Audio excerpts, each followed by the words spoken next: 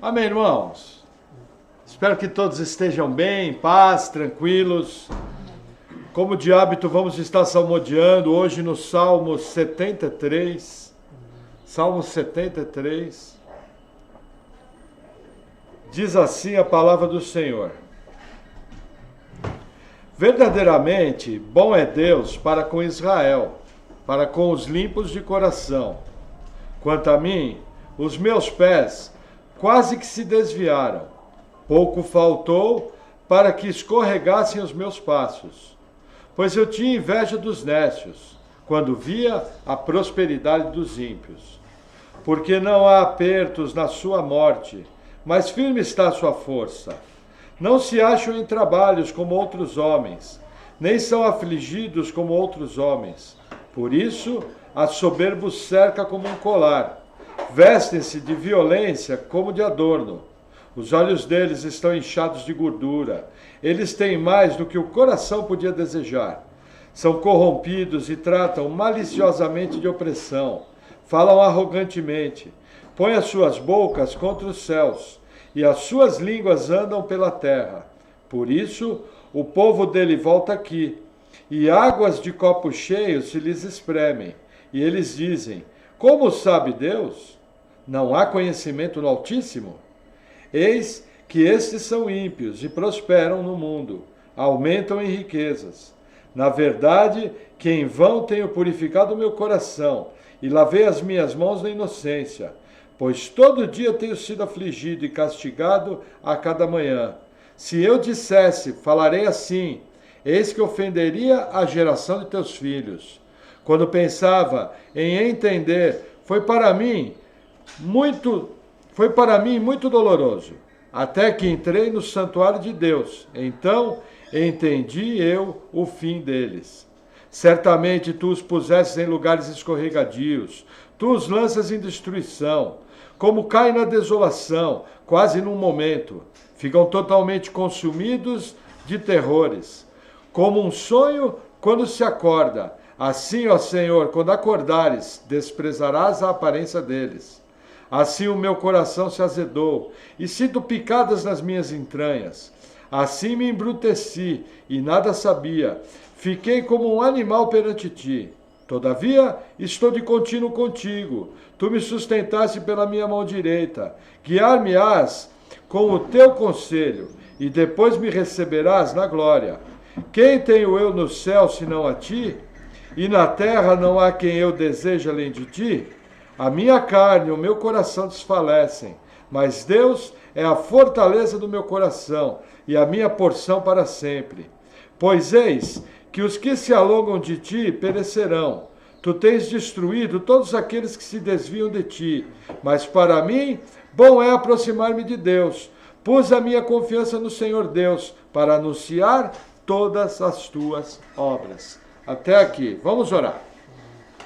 Senhor, Tu és grande, Tu és maravilhoso, Tu és o Todo-Poderoso.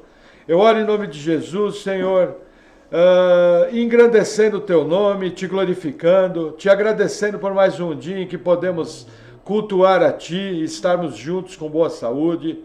Senhor, que a Tua glória seja conhecida de todas as nações, que a Tua salvação venha operando poderosamente em nosso meio. Seja adorado nesse lugar. Em nome de Jesus, amém. Amém. Amém, irmãos. Então vamos ao Evangelho de Mateus, capítulo 20. Vamos à nossa liturgia.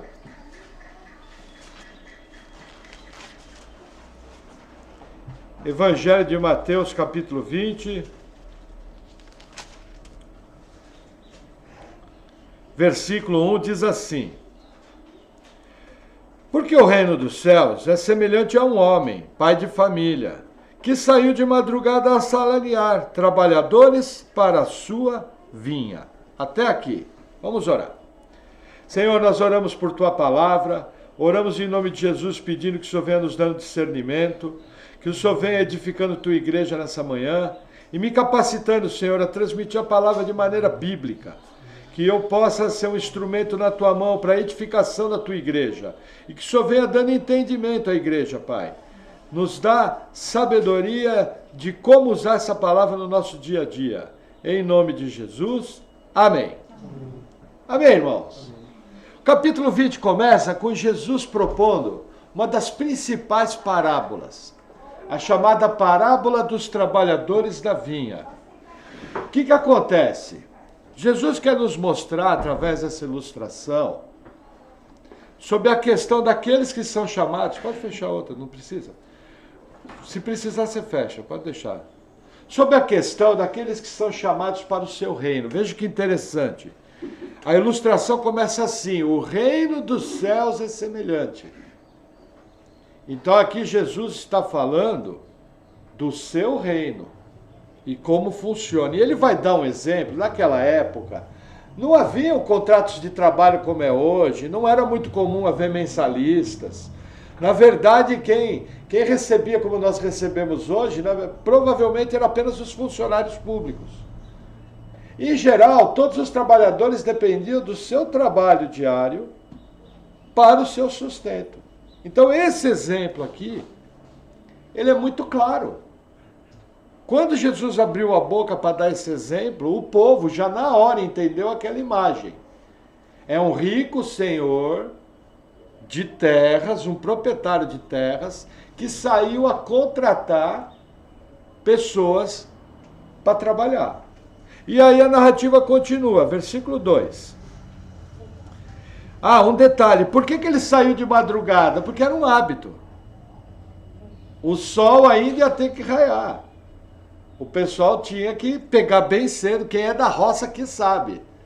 Extremamente cedo, muita gente acorda de manhã, ainda à noite, manda uma pratada de arroz, feijão e torresmo, farinha, se manda para a roça com a enxada, aquela tropa toda, e quando o sol começa a raiar, chega na roça e começa as atividades de um dia longo, de um dia duro.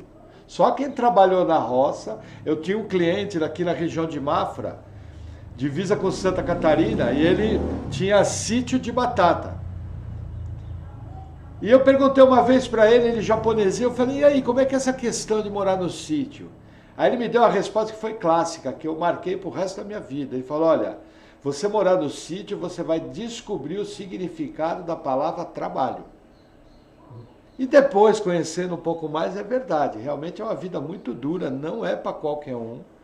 E não é fácil. Hoje, com os implementos agrícolas, o agronegócio se tornou um pouco mais fácil. Mas nas pequenas propriedades, é um dia recheado. Então, é essa figura aqui.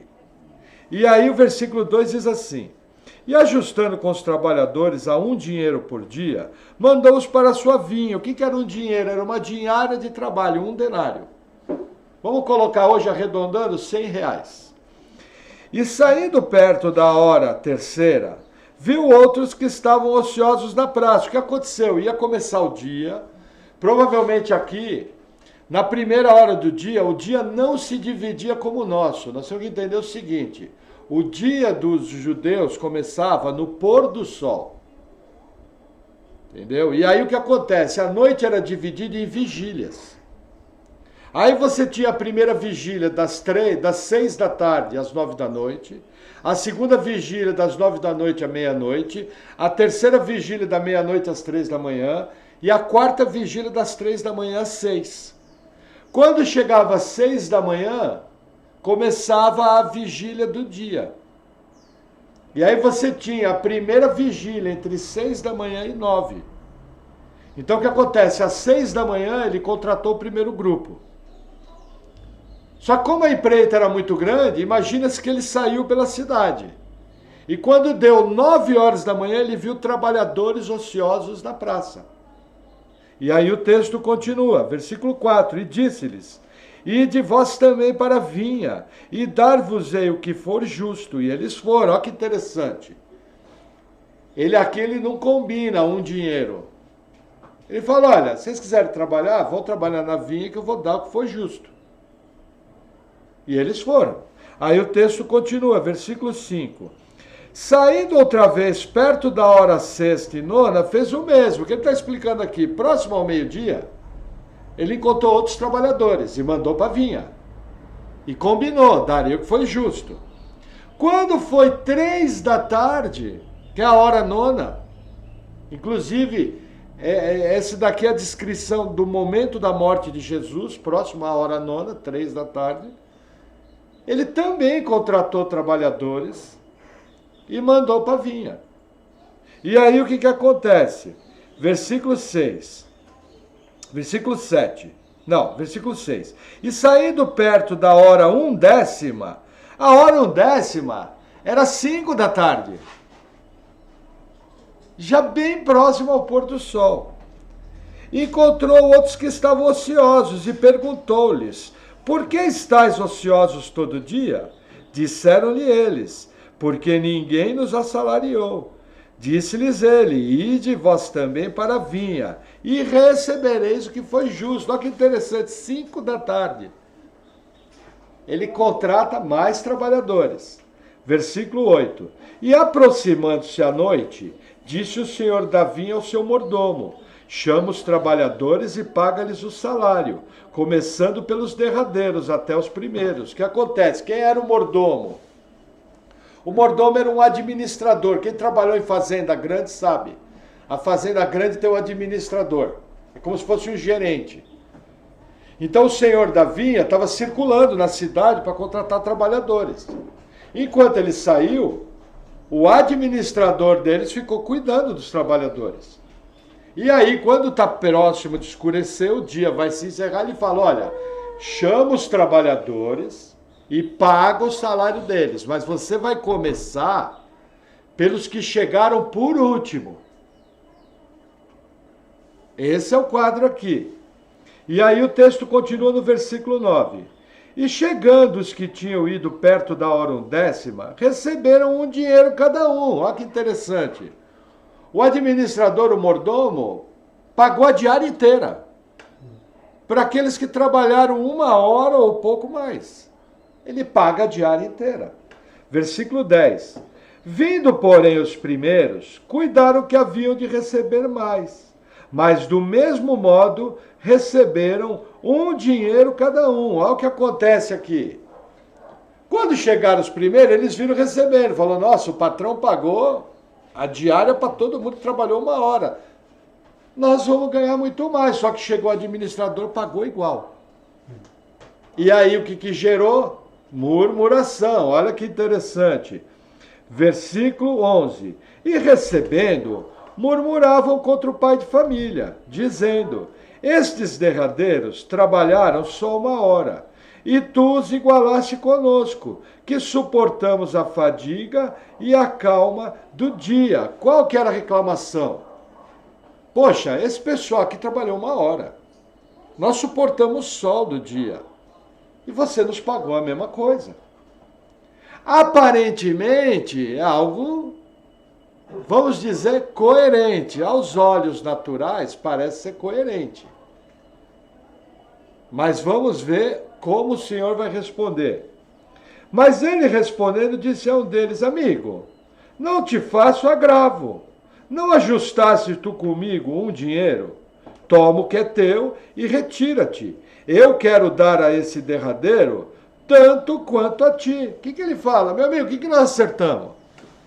Eu vou te pagar a diária para você trabalhar o dia inteiro. Eu não te paguei? Te paguei.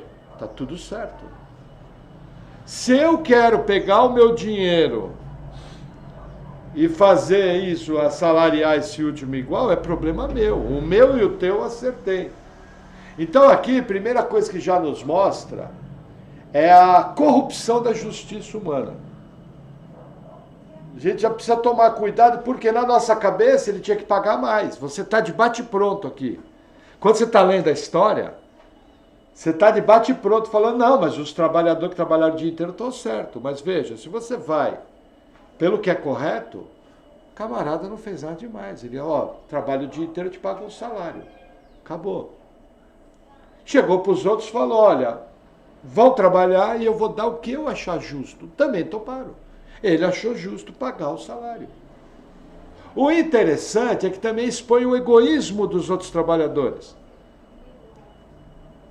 Tipo assim, ficarem inconformados. Como é que se abençoou esse pessoal aqui? Então, expondo a natureza humana. Mas aí o texto continua no 15. Ou, não me é lícito fazer o que quiser com o que é meu. Ou, é mau o teu olho, porque eu sou bom. Assim, os derradeiros serão os primeiros, e os primeiros derradeiros.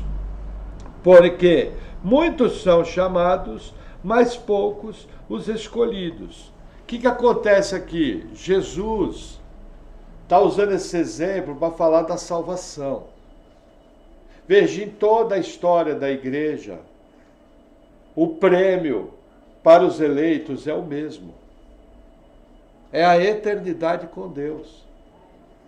Se você for comparar, o preço que os apóstolos pagaram foi muito maior. O preço que eles pagaram por serem seguidores de Jesus foi muito alto.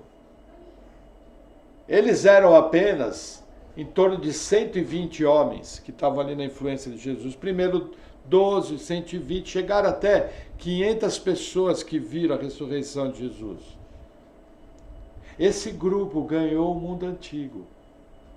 E ganhou o mundo antigo a preço de martírio, a preço de sangue.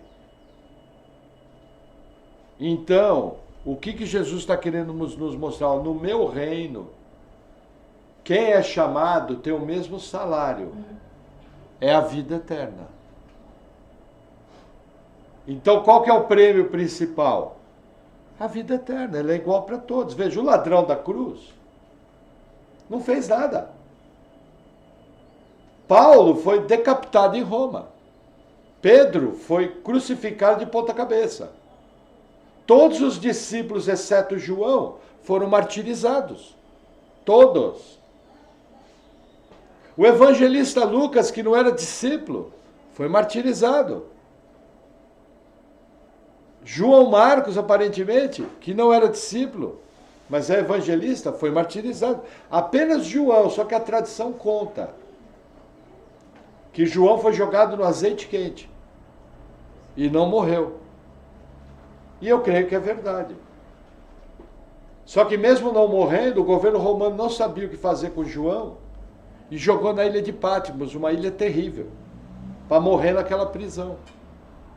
Então nós temos que entender que muitos dos trabalhadores têm uma vida difícil. Outro detalhe, eu não posso me influenciar pelo primeiro século, porque o século que mais morreu cristão na história foi o século XX. Isso é algo que não é muito falado.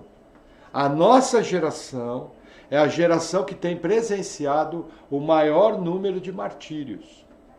Eu lembro um fato interessante que aconteceu aproximadamente 15 anos atrás. O meu primeiro pastor, o pastor Marcelo, viajou para o Paquistão e lá eles estavam montando uma igreja, plantando uma igreja. Juntamente com missionários batistas, missionários presbiterianos, missionários da Assembleia de Deus. O legal do campo missionário é que não existe essa divisão boba. Lá no campo missionário é todo mundo crente. Ah, você é assembleano? Entra aí. Ah, você é batista? Entra aí. Ah, você é presbiteriano? Entra aí. E o que aconteceu? Como funcionava aquela obra? Era uma casa do tipo dessa, com um grande salão, onde todo mundo saía para evangelizar e trazia as pessoas para a oração e para o discipulado. E eu lembro que o pastor Marcelo viajou para lá, porque eles já estavam querendo arrumar um prédio. Paquistão está entre os 10 países que mais perseguem cristãos. E aí o que aconteceu? O pastor Marcelo veio embora. Passados 2 semanas, tinha um infiltrado dentro da igreja. E esse infiltrado era um homem-bomba. E ele se explodiu dentro da igreja, matando mais de 50 irmãos. Mártires. É a mesma coisa que entrar alguém aqui e chegar no meio do culto e falar, Alá é Deus! Bum! Morreu todo mundo. Entendeu? Então o que nós temos que entender? A vida eterna é igual para todo mundo. Porém, o prêmio, a posição que você vai ter, eu imagino, entendeu? Como vai ser depois na eternidade, vai mudar de um para outro, que é o que Jesus vai explicar mais na frente. Então, Jesus começa explicando, olha, vocês se dedicaram, porque olha que interessante o que ele fala no 16. Assim, os derradeiros serão os primeiros, e os primeiros os derradeiros. O que ele está dizendo aqui? Ele está mostrando que existe uma ordem lá no final de tudo, na regeneração. E ele nos dá uma informação seguinte, porque muitos são chamados, mas poucos os escolhidos. Esse daqui é um dos versículos. Olha, as explicações mais esforofobéticas que eu já ouvi na vida, provavelmente top 3 está nesse versículo aqui. E por que existe tanta interpretação errada? Porque o pessoal desrespeita um princípio bíblico. A Bíblia explica a Bíblia. Se eu quero saber o significado de algo, primeiramente eu vou no parágrafo. Se eu não encontro o significado no parágrafo, eu vou para o capítulo. Se eu não encontro o significado no capítulo, a terceira regra, eu vou para o livro. E se eu não encontro, mesmo assim dentro do livro, eu tenho que ir para textos paralelos na Bíblia, que eu vou encontrar o significado. E o que quer dizer? Muitos são chamados e poucos os escolhidos. No Evangelho de Mateus tem a resposta. Vamos virar 2, 3 páginas. Mateus 22, 14. De uma página só você vai virar.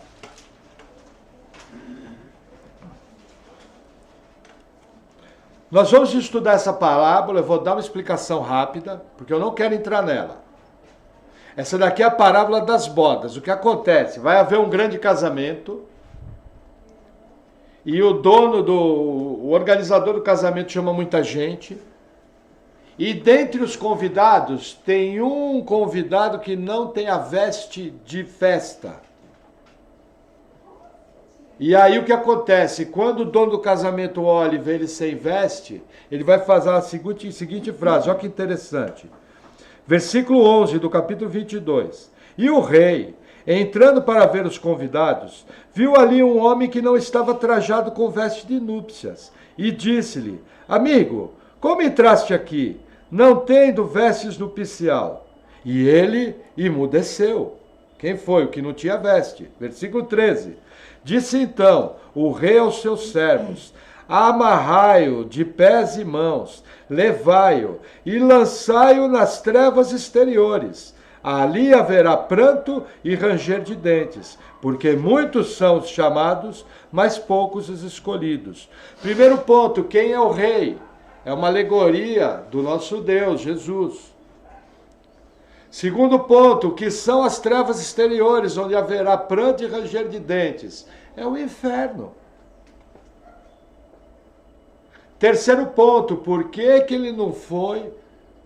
Por que ele foi lançado no inferno? Ele não tinha as vestes. Lembra? Quando nós somos batizados, nós nos revestimos de Cristo. Lógico que o batismo não é salvítico. O batismo é uma cerimônia exterior que testifica algo que foi dentro. Entendeu? Mas a representatividade dele representa que quando eu nasci de novo, eu me revesti de Cristo. A veste nupcial, o que é? O novo nascimento em Cristo Jesus. Então o rei, quando chegou no final dos tempos e viu aquela pessoa sem o novo nascimento, qual é o destino de quem não nasce de novo? Inferno. Agora ele termina a parábola no 14, ó. Porque muitos são chamados, mas poucos os escolhidos. E aqui está a explicação. O que acontece? Existe uma coisa chamada, uma coisa definida, fica melhor, como chamado geral. Todas as vezes que o evangelho é pregado, nele existe um apelo sincero. primeiro, de condenação do ser humano por causa do pecado, um chamado ao arrependimento e um chamado sincero à fé a Jesus Cristo. Isso é o que nós chamamos de chamado geral. Todas as vezes que você prega para alguém, existe esse apelo. Todas as vezes que o evangelho é anunciado no rádio, numa cruzada evangelística, numa pregação, existe esse chamado. Olha, vinde a mim, vós que estáis cansados e oprimidos. Esse chamado é real. Por isso que muitos são chamados. Eu pergunto, o mundo inteiro, todos os seres humanos que já viveram na história, vão ouvir o evangelho? Não, é impossível. E o que vai acontecer com quem não nasce de novo? Vai para o inferno. Olha que interessante, eu estou lidando com informações bíblicas. Estou tentando harmonizar. E como alguém pode crer? Efésios 2:8, vocês são salvos pela fé, pela graça sois salvos, mediante a fé.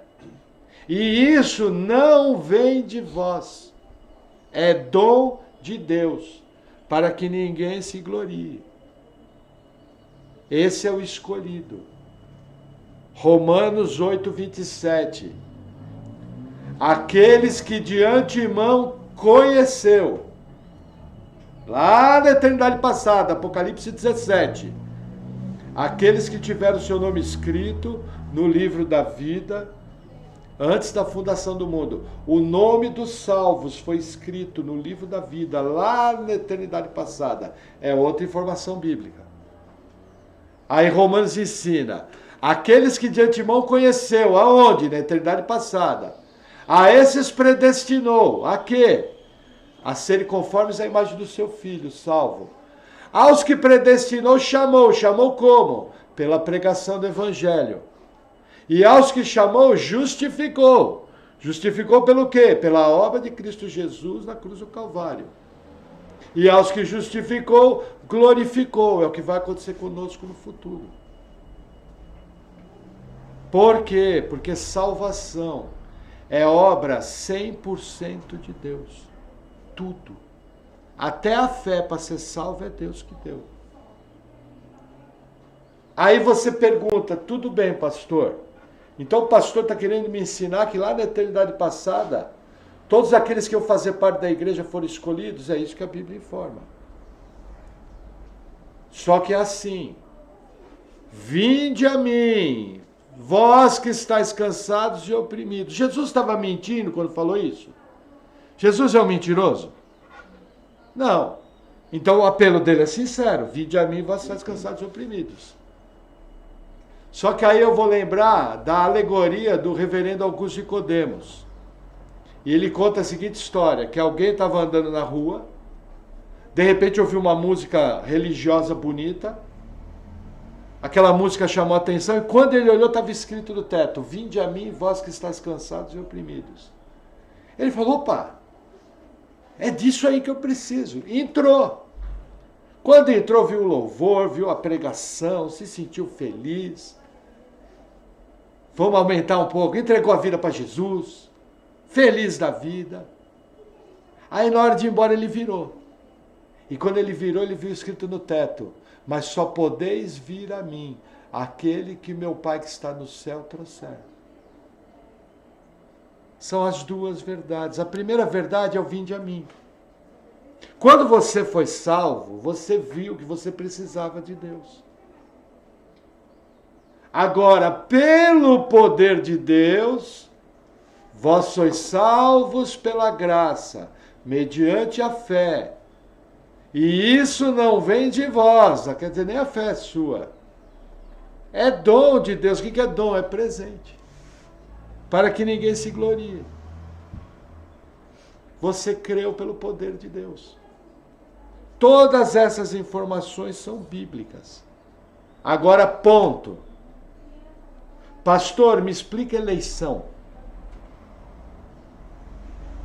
Ó, precisa chamar o apóstolo Paulo, apóstolo Pedro, Calvino, Agostinho, John Wesley, Whitefield, todo mundo, os melhores pastores de hoje em dia, vai juntar todo mundo, ninguém vai explicar. Porque não existe explicação para a eleição. Existe uma definição. O nosso nome foi escrito no livro da vida antes da fundação do mundo. Existe uma segunda definição. Toda a obra de salvação é 100% de Deus. Existe uma terceira definição. Você só pode crer porque Deus trouxe. A consequência disso é que uns são chamados, mas só alguns são escolhidos. Aí a sexta e final, como é que funciona? Não sei, a Bíblia não diz. Se você estiver disposto, você faz o seguinte. Você ora a Deus, monta uma igreja, e aí você faz uma chamada na internet e você vai explicar o inexplicável. Percebe as situações bíblicas? Eu não posso, como pregador, trazer uma definição que a Bíblia não diz. Então eu me recolho na minha humildade, na minha pequenez de criatura, e eu oro da seguinte forma: Senhor, eu não entendo. Não conheço a profundidade do teu ser. Não conheço a tua sabedoria, mas eu conheço o teu amor, porque o Senhor me salvou. Muito obrigado por isso. Só que, Senhor, eu tenho um pedido. A mesma Bíblia que me ensina que a salvação é toda sua, me ensina que não há impossíveis para o Senhor. Eu não sei porque, na verdade, eu sei porque o ímpio vai para o inferno. O ímpio vai para o inferno porque ele é pecador.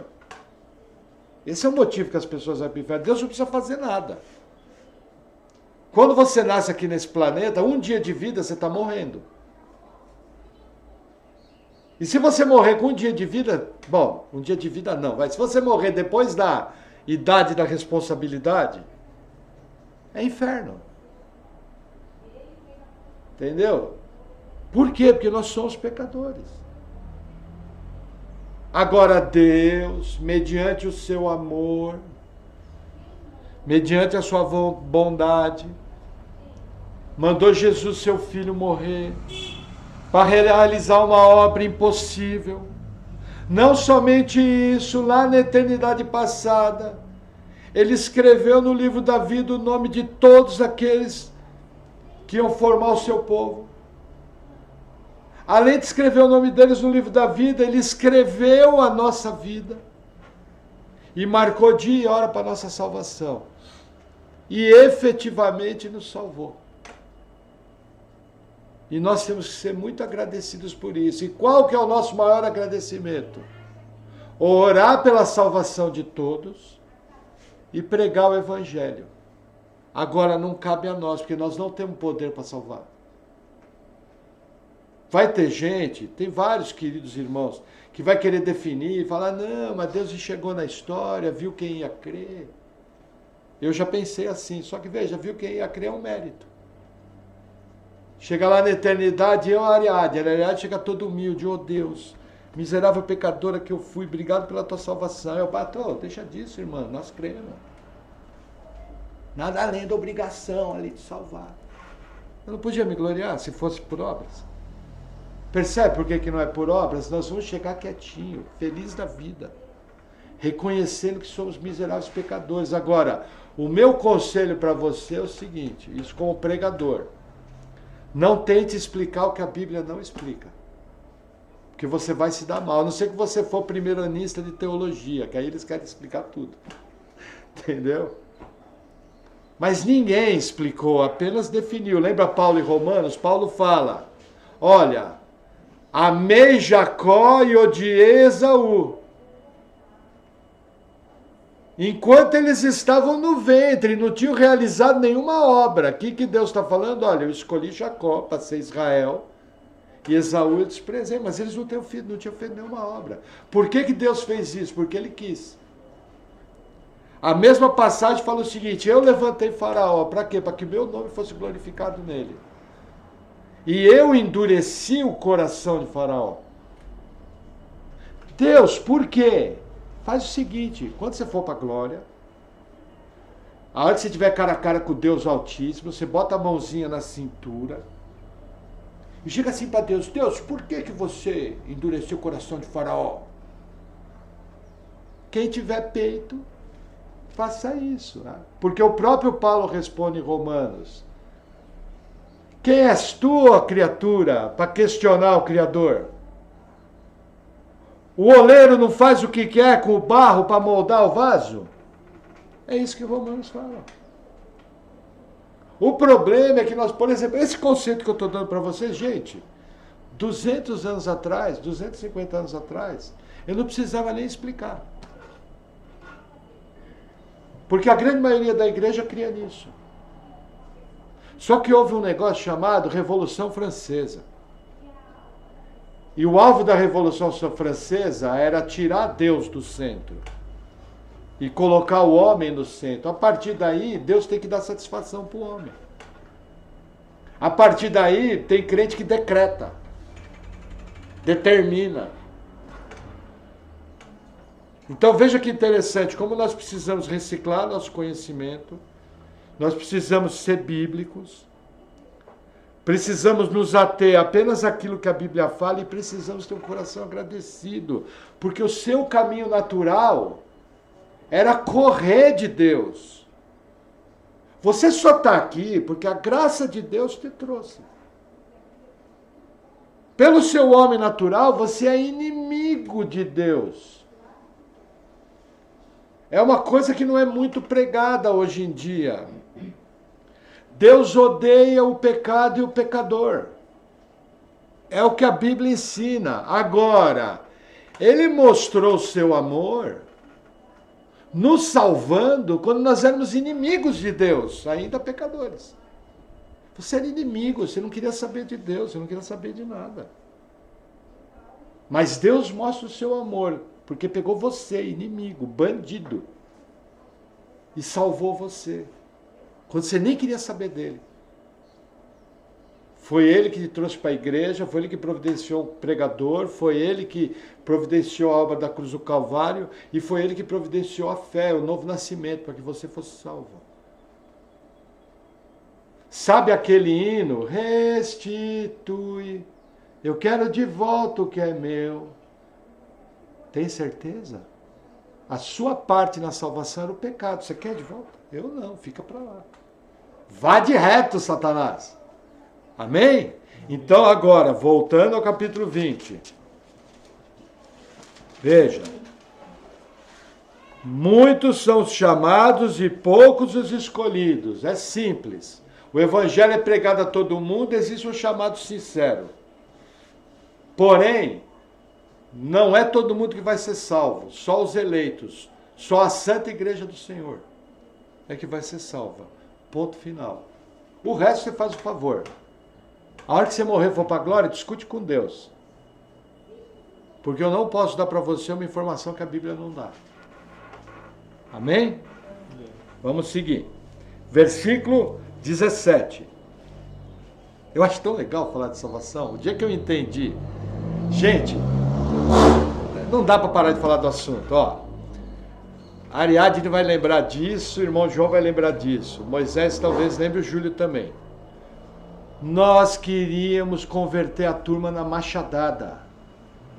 Era na porrada. Pegava o irmão Júlio, arrumava uns 3 irmãos Júlio pela porta da igreja. Quando o cara ia sair, a ordem era o seguinte, ó, pega no braço e pergunta, você entregou a vida para Jesus? Entreguei, sabe? Depois que eu descobri essa verdade bíblica, foi tirado 1 tonelada das minhas costas, porque eu achava que eu tinha poder, pela minha pregação, pelas minhas estratégias, de salvar alguém. E eu descobri que o meu papel é pregar, meu papel é orar, clamar misericórdia. E acabou. Aí eu aprendi a entregar essa questão da salvação para quem tem poder de salvar. E deixar de ser rebelde, pregar a palavra sempre que tiver oportunidade. Ó, nós somos pecadores, somos inimigo de Deus. Mas Jesus morreu para que nós tenhamos vida eterna em arrependimento de pecado. Porque senão nosso destino é o inferno. 17 segundos a pregação do Evangelho. Acabou. Só que sabe o que é legal disso? É bola 7, tem que ser bola 8, né? Que aqui é Paraná, lá em São Paulo é sinuca. É bola 8 na caçapa do canto. Imagina você jogar sinuca de olho fechado. E você bate de qualquer jeito. Se você bater 400 vezes a bola vai cair na caçapa. Porque não é o seu poder, é o poder de Deus. Sempre que você está pregando, se você estiver pregando para um eleito, ele vai ser salvo. 100%. Acabou o problema. Agora é lógico, você pode fazer um evento evangelístico, você pode fazer um teatro evangelístico. Teatro não é elemento de culto. Entendeu? A não ser que ele seja usado para ensinar a palavra, pode ter o seu lugar. Você pode convidar pessoas e se relacionar com elas e pregar o evangelho, não tem nenhum problema disso. Só é importante saber que quem vai salvar é Deus. Seu papel é pregar. Acabou. Amém? Bem mais leve, hein? Nossa, bem mais leve. Versículo 17. E subindo Jesus a Jerusalém, chamou à parte seus 12 discípulos e no caminho disse-lhes, deixa eu explicar esse subindo. Jesus saía da região mais baixa para a região montanhosa de Jerusalém, subindo. É que nem você está lá em Paranaguá falando, onde é que você vai agora? Vou subir a serra. Mais ou menos é isso. Versículo 18. Eis que vamos para Jerusalém, e o Filho do Homem será entregue aos principais sacerdotes e aos escribas, e condená-lo-ão à morte, e o entregarão aos gentios, para que deles escarneçam, e o açoitem e crucifiquem, e ao terceiro dia ressuscitará. Jesus faz o anúncio do que ia acontecer. Jesus dá uma profecia, olha, eu vou ser levado a Jerusalém, vou ser escarnecido, vou ser açoitado, vou ser morto, crucificado, que era uma pena romana, não era uma pena judaica. E no terceiro dia eu vou ressuscitar. Abertamente ele fala isso. Aqui Jesus já está no fim do seu ministério. Aqui Jesus já está com todas as cartas na mesa. E a narrativa continua, versículo 20. Toma um gole de água. Então se aproximou dele a mãe dos filhos de Zebedeu, com seus filhos, adorando e fazendo-lhe um pedido. E ele disse-lhes, que queres? Ela respondeu, dize que estes meus 2 filhos se assentem, um à tua direita e outro à tua esquerda no teu reino. O que ela falou? Como toda boa mãe, queria o bem dos filhos. Falou, Jesus, quando você vier no teu reino, que eles se assentem um à direita e à tua esquerda, em lugar de honra. E aí Jesus responde, 22. Jesus, porém, respondendo, disse, não sabeis o que pedis. Podei vós beber o cálice que eu hei de beber? E ser batizados com o batismo com que eu sou batizado? Dizem-lhe eles, podemos. Olha o que aconteceu. Os filhos de Zebedeu eram Tiago e João. Tiago foi martirizado, transpassado a espada por Herodes. João foi jogado no azeite quente. João estava do lado da cruz. Com as mulheres, era muito simples. O soldado romano falava, você é seguidor dele, vem cá, vamos crucificar. Também. Entendeu? Por isso que Jesus fala, vocês não sabem o que vocês estão pedindo. E eles realmente não sabiam. Entendeu? E aí o texto continua, 23. E diz-lhes ele, na verdade, bebereis o meu cálice e serei batizados com o batismo com que eu sou batizado. Mas o assentar-se à minha direita e à minha esquerda não me pertence dá-lo, mas é para aqueles para quem meu Pai o tem preparado. Gente, entenda o seguinte, Jesus aqui faz uma profecia sobre a morte de Tiago e uma profecia sobre o risco de martírio de João. Só que Jesus mostra aqui que existem, veja, na Trindade, mais um parênteses à palavra, não existe hierarquia na Trindade, um mais importante que o outro. Na nossa cabeça, de herança católico-romana, nós pensamos que é Deus Pai o chefão, Jesus em segundo lugar e o Espírito Santo, que é como se fosse o poder de Deus agindo. Isso não existe. Nós adoramos, presta atenção no conceito, só existe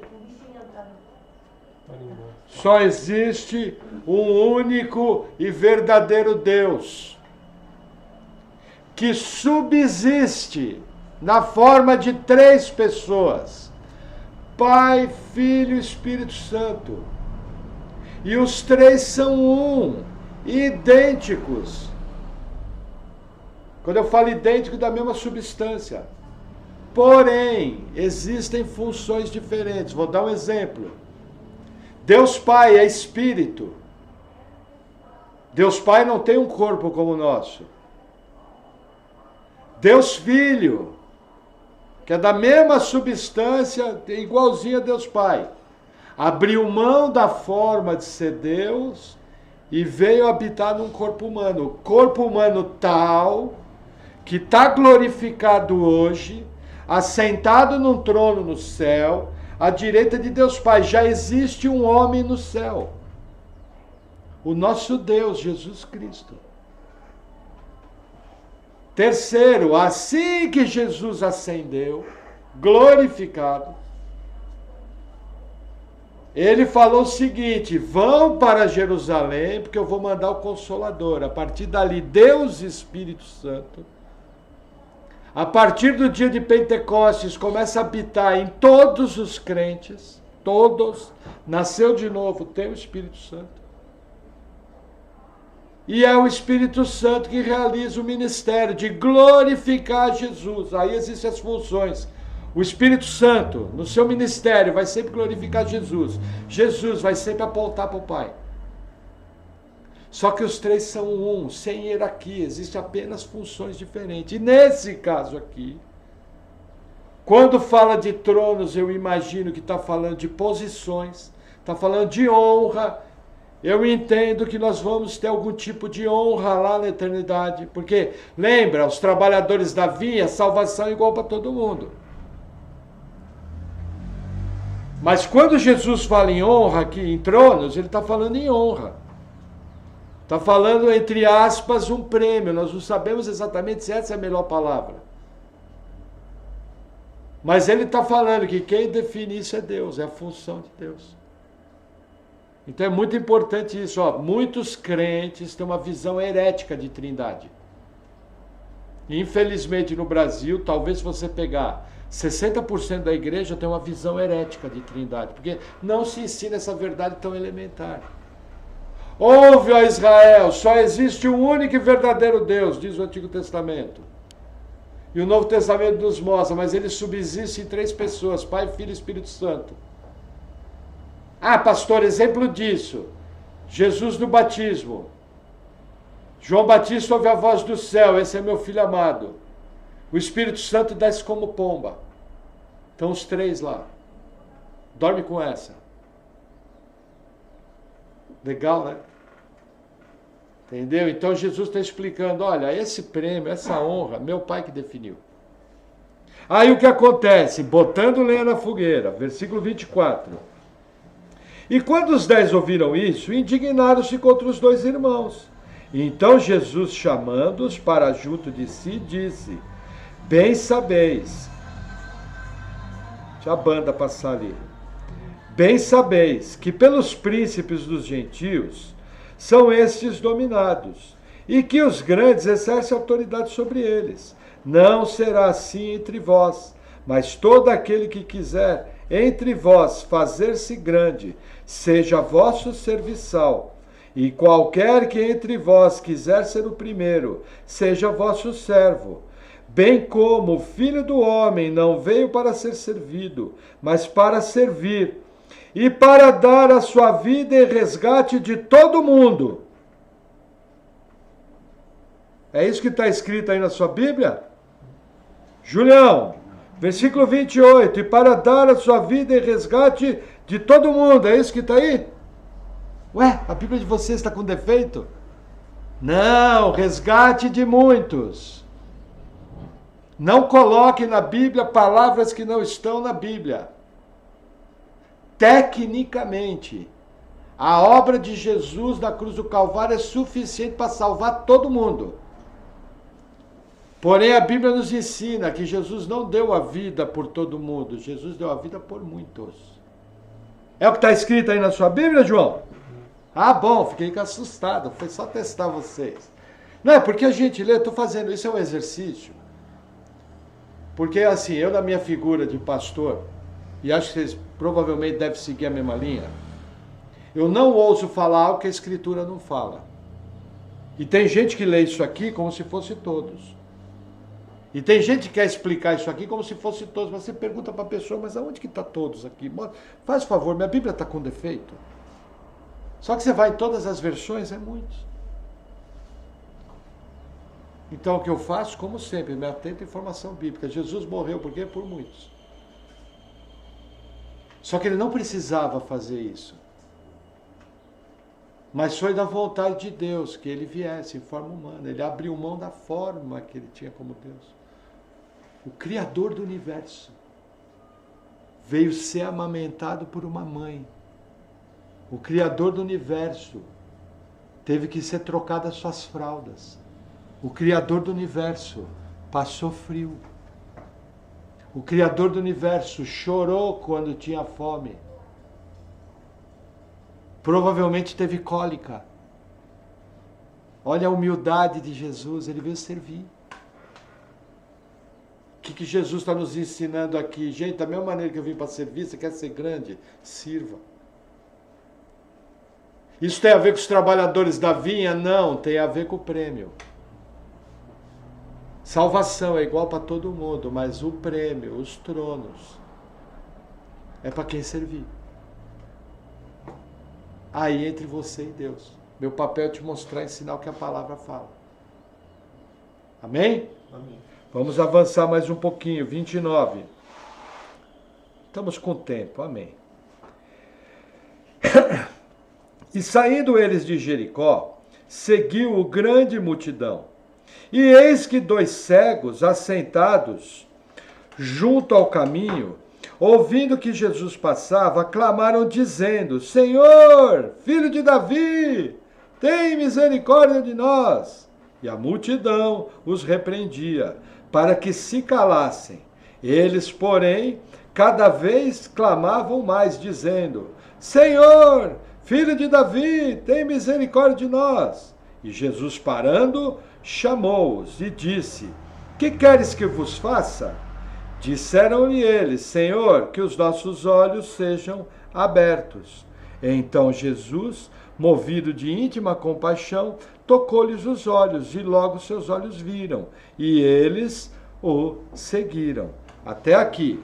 Gente, vamos entender esse quadro. Primeiro, o que é filho de Davi? Eles estavam chamando Jesus de Messias. Era uma designação messiânica. Eles estavam falando o seguinte: Messias, acuda-nos. Então eles estavam reconhecendo publicamente, lembra? Os fariseus ameaçaram expulsar das sinagogas todo mundo que reconhecesse Jesus. Esses 2 cegos não estavam nem aí. Eles queriam a cura deles. Ironicamente, gente, quem... Vamos voltar novamente para a soberania de Deus. Quem marcou encontro com os cegos? Quem foi? Jesus! Quem é que determinou que os cegos iam ser salvos, ia ser curado? Quem pode determinar que alguém vai ser curado? Deus! E aí Jesus vem com esse papo: o que vocês querem que eu faça? Mas na verdade existe um reconhecimento messiânico, porque somente Deus podia curar esses cegos. Entendeu o que Jesus está fazendo aqui? Jesus está agindo de uma forma didática. E maravilhosamente ele cura os 2 cegos. E isso é lindo, isso é uma prova de que ele é Deus. Porém, sempre tem um porém, os ateus de plantão vão falar o seguinte: ô Bíblia, aí você vai falar: pois ó, o negócio é o seguinte, eu achei bacana aí sua pregação e resolvi vir ler aqui na minha Bíblia. E na minha Bíblia está dizendo o seguinte, que era um cego. E na minha Bíblia, aqui a descrição não bate muito bem com saindo ele de Jericó. Ô Bíblia, sabia que nem os evangelistas se entendem? Porque um está escrevendo uma coisa, outro está escrevendo outra. Se eu fosse ateu, eu ia esfregar na cara do crente. Para ficar mais bonito, ia passar na fuça. Se eu sou ateu convicto, concorda? Você é um ateu evangelista. Concorda? E aí, o que você responde? Aí você vai vir com aquela frase, não, se está na Bíblia eu acredito. O ateu vai falar, isso aí não mudou nada. O que acontece? Gente, tem resposta para tudo na Bíblia. E nós temos que entender que os 4 evangelistas, eles escreveram todo o material de maneira inspirada. Porém, cada um descreve um aspecto da vida de Jesus. Por exemplo, Mateus está escrevendo para provar para os judeus que Jesus era o Cristo. Lucas está escrevendo para mostrar que Jesus era homem, era o Deus homem. Marcos está escrevendo para mostrar que Jesus era o servo sofredor. E João está escrevendo para mostrar para a gente que ele é o Deus que veio lá de cima e encarnou. Então é natural que se eu pegar 4 escritores, cada um vai dar uma ênfase. O que acontece aqui? Existe a Jericó velha e a Jericó nova, já naquela época. Esse evento provavelmente aconteceu entre as 2 cidades. Um evangelista conta da saída. Mais ou menos assim, eu saio daqui para Piraquara. Aí eu conto, nossa, furou meu pneu quando eu estava saindo para Piraquara. Aí o João passa e encontra Moisés, fala, nossa, Moisés, acabei de ver o pastor lá, o que aconteceu? Nossa, ele estava entrando em Piraquara, furou o pneu dele. Mas ele está em trânsito. Existia Jericó velha e Jericó nova. Até hoje você vai lá, você vê isso. Bíblia, tudo bem, entendi o entrando e saindo. Agora me explica por que um fala 2 cegos e o outro 1 cego só. Eu sou um ateu convicto, eu tenho que provar o que eu estou falando. Simples, um dos cegos era Bartimeu. E o evangelista, quando citou, colocou seu foco naquela narrativa. Da mesma maneira que aconteceu com o endemoniado gadareno. Um dos evangelistas coloca o foco no principal endemoniado gadareno. O outro coloca uma foto maior, mostrando que eram 2. Os textos não são opostos, os textos são complementares. Mais ou menos assim, eu vou ver um jogo do São Paulo. E o São Paulo ganha o jogo. Na saída eu começo a entrevistar os torcedores. E aí, você viu o gol? Vi, como é que foi?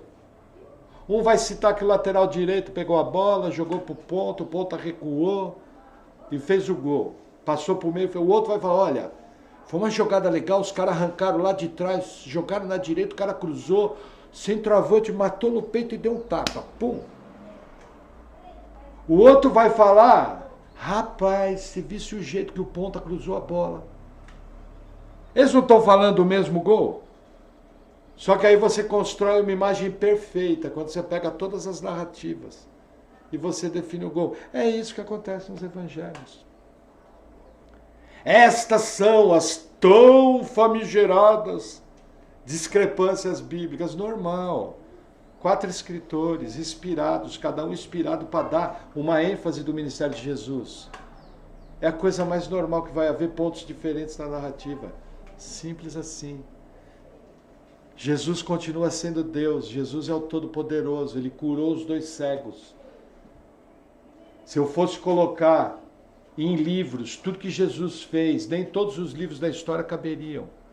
O que nos mostra que teve muito mais atitude de Jesus do que está escrito nos evangelhos. Coube a Deus definir o que ia ser colocado, coube a Deus informar.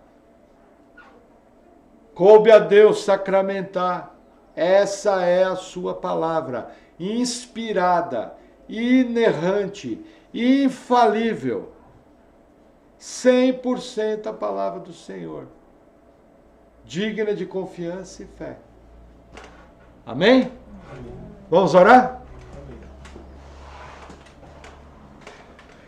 Senhor, obrigado por tua palavra. Eu oro em nome de Jesus te agradecendo, pedindo, Senhor, que o Senhor venha nos fortalecendo em toda boa obra, que o Senhor venha nos dando um coração que te serve, um coração que tem o entendimento de que precisamos fazer a nossa parte, servindo uns aos outros em amor. Senhor, que haja um despertamento em nossa igreja, que nós possamos compreender a oportunidade que nós temos de servirmos uns aos outros, seja com o nosso tempo, seja com a nossa sabedoria dada por Ti, seja com os nossos recursos financeiros, que nós possamos compreender que toda hora temos a oportunidade de servir o Teu reino, que possamos estar sensíveis às direções do Espírito Santo. Senhor, a Tua palavra nos diz que é Tu que efetua em nós tanto o querer como o realizar. Senhor, precisamos do Teu poder, precisamos da Tua graça. Capacita a Tua igreja para toda boa obra. Nos transforma em servos verdadeiros. Em nome de Jesus, amém. Amém, irmãos? Glória a Deus.